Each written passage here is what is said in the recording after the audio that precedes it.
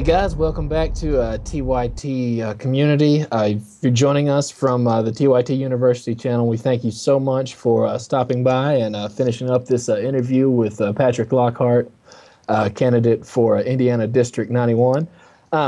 So those of you who missed the first interview, you should definitely go check that out with Lisa Ferguson from TYT University on the TYTU page, and we'll throw some links up in the video and in the comment section on the or on the description on the YouTube page.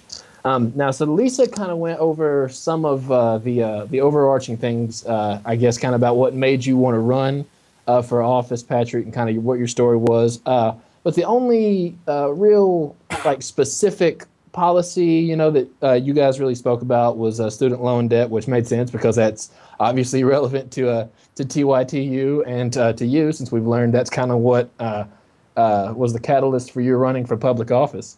So I want to get in a little bit more into the weeds here and into some of the details. But first, I want to give you a chance. Some of this might be a little bit redundant from your last interview, but you know, don't be afraid to hit anything again. You know, by all means, it's the the era of the YouTube clip, so people can skip ahead if they feel like they've seen this before. But tell me a little bit about Indiana District 91. Indiana House District 91 is just south of the Indianapolis airport.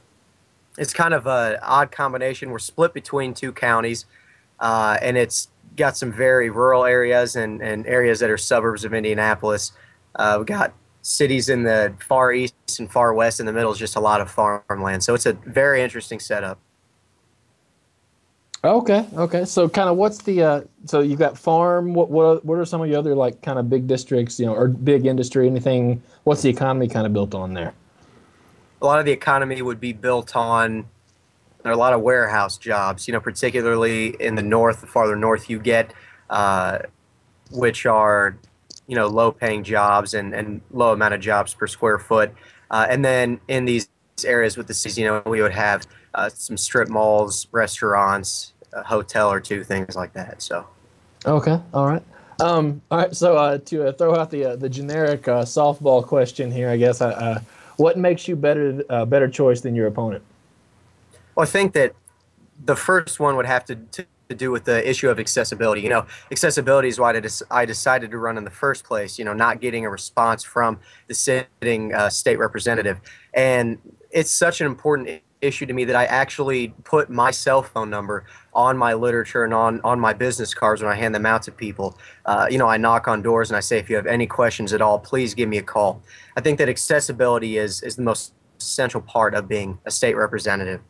But the second one would definitely be my emphasis not only on one particular issue. You know, my opponent is the chairman of the House Committee of Education on Education in the state. And so that's what a lot of his energy and a lot of his legislation focuses on. But I think that as important as education is, we need to focus on other things like infrastructure, like job creation, and that's definitely where I differ from my opponent. Okay. All right.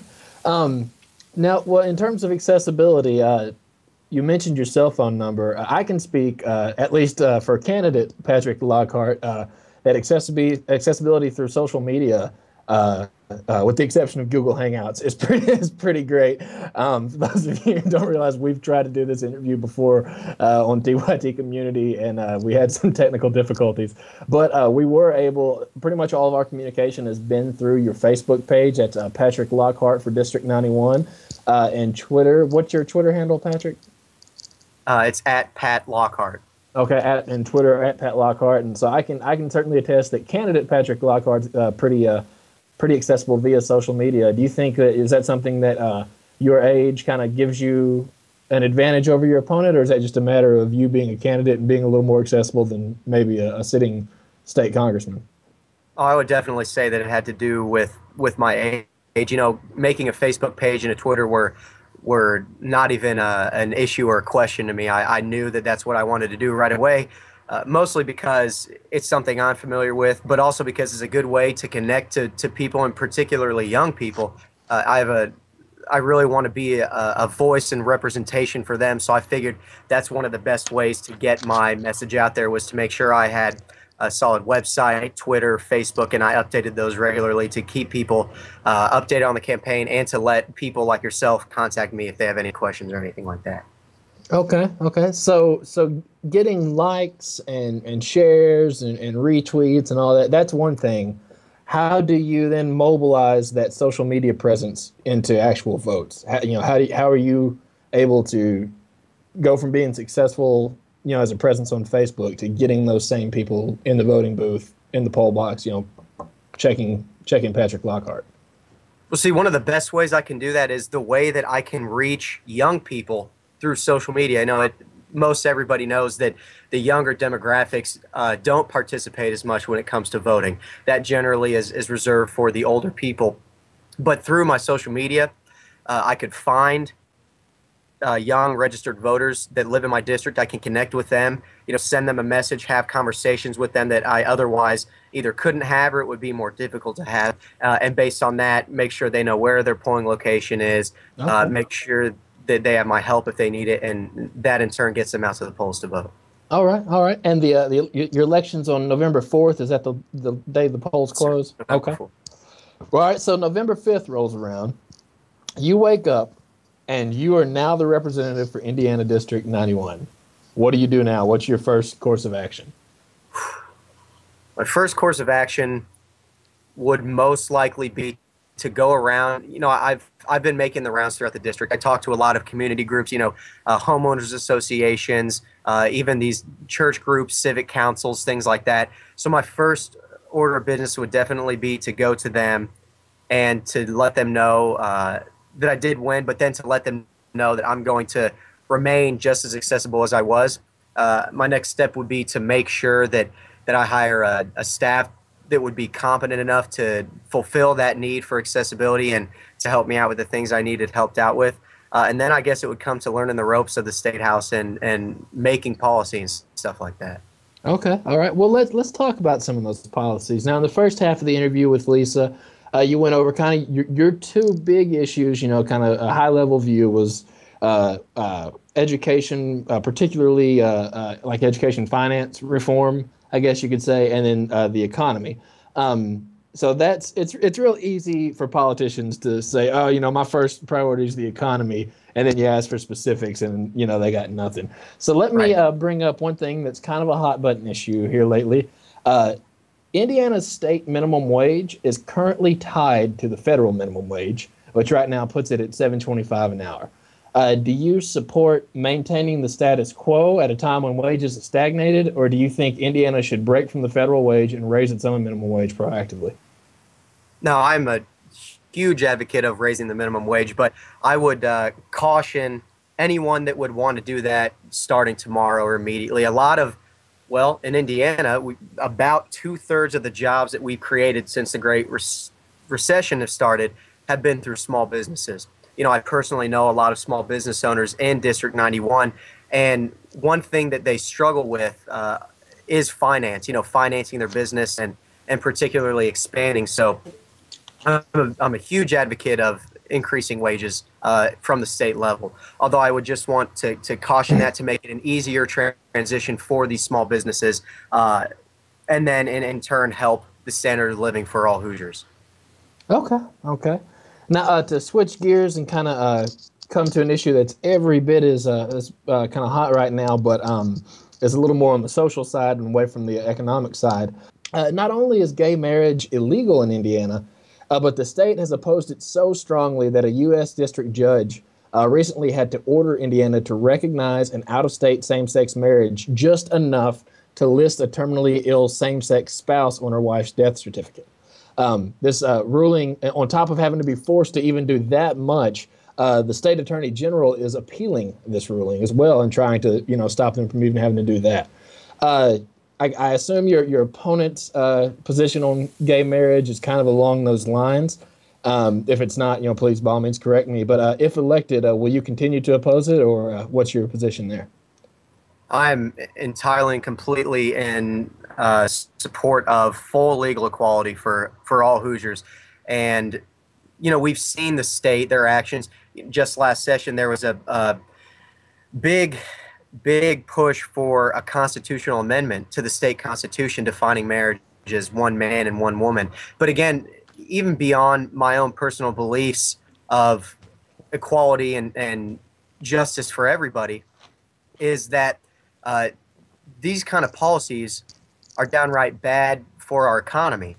And, we had the Indy Chamber of Commerce come out and say that. We had Eli Lilly, which is a huge employer in Indianapolis, come out and say that.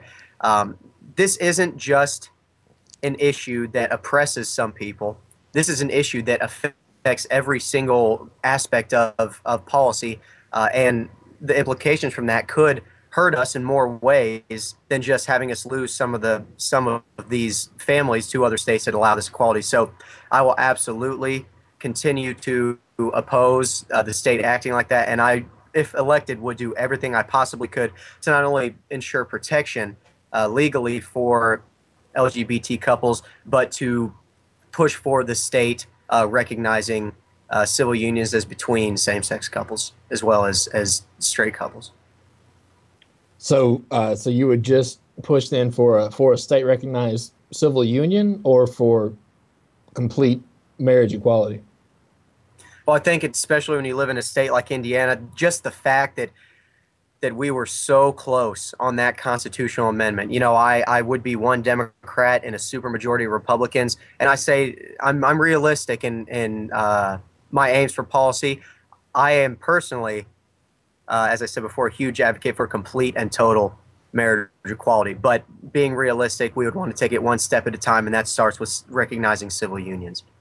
Okay, so you're of the mindset that as long as the same legal rights are covered, and the only thing different is the name, that a step in the right direction is better than a step backwards. Right. Absolutely. Yes. Okay. I can get behind that. Recently, so our next question here, I want to preface this. It may sound like I'm getting away from state politics onto the national level, but if you'll, just hear me out, I'll kind of explain why this is a state issue. So right now you're on TYT Community. You've been on TYT University, all of course part of the TYT Network. And the founder of TYT, Cenk Uygur, of course, is also the founder of the super PAC Wolf Pack, and you can find that at wolf-pac.com. Whose is basically their sole mission is to be the super PAC to end super PACs. And kind of what Wolfpack has found is that when it comes to trying to affect change on the national level, although we have seen a little bit out of Senator Harry Reid of Nevada here lately, at least some lip service, to this effect.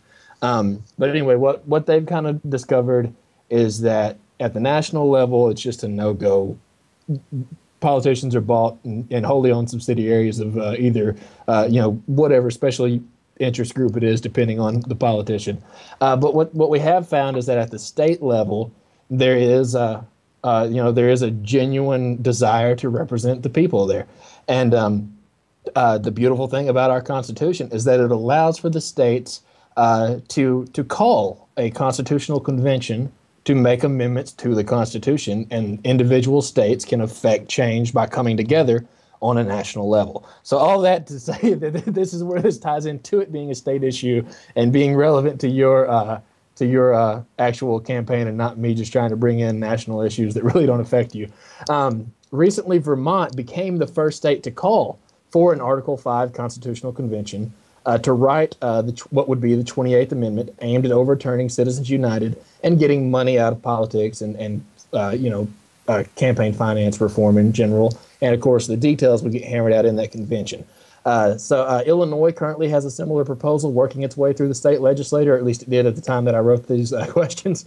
And so I was just wondering if you would go on record tonight here on TYT Nation and commit to proposing, or in the very least supporting, a similar call for a constitutional convention in the state of Indiana if you're elected.